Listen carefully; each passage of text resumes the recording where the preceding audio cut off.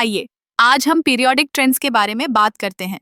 जब हम तत्वों की तालिका को देखते हैं तो हमें कुछ खास पैटर्न्स नजर आते हैं। ये पैटर्न्स हमें बताते हैं कि तत्वों के गुण कैसे बदलते हैं।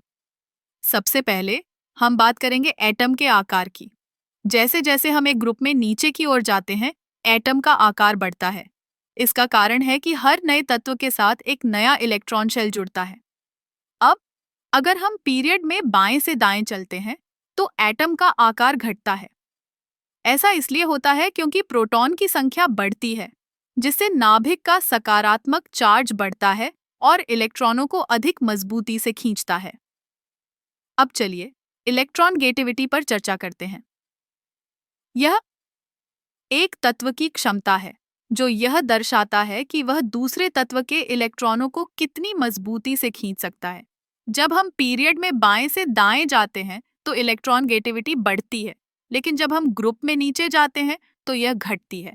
इसका कारण यह है कि नीचे जाते समय एटम का आकार बढ़ता है और इलेक्ट्रॉनों के लिए नाभिक की खींचने की ताकत कम हो जाती है। अब चलिए बात करते हैं आयनाइजेशन एनर्जी की। यह वह ऊर्जा है जो एक इलेक्ट्रॉन को एक एटम से निकालने के लिए चाहिए होती है। जब हम पीरियड में बाएं से दाएं जाते हैं तो आयनाइजेशन एनर्जी बढ़ती है, लेकिन ग्रुप में नीचे जाते समय यह घटती है। इसका कारण भी वही है।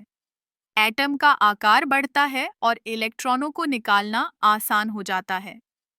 अब धातुओं और अधातुओं के गुणों पर ध्यान दें। बाएं तरफ धातुएं होती हैं जो अच्छे कंडक्टर होती हैं और आसानी से इलेक्ट्रॉन छोड़ती हैं। दाईं तरफ अधातुएं होती हैं जो इलेक्ट्रॉनों को पकड़ने में माहिर होती हैं।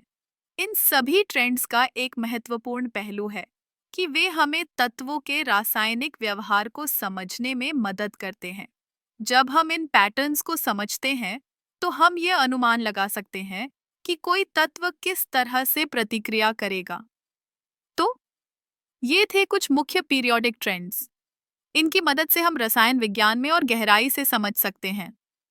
याद रखें, ये ट्रेंड्स सिर्फ संख्याओं और चार्ट्स नहीं हैं, बल्कि ये हमारे चारों ओर की दुनिया को समझने का एक तरीका है। सयाकेट हेम्सी।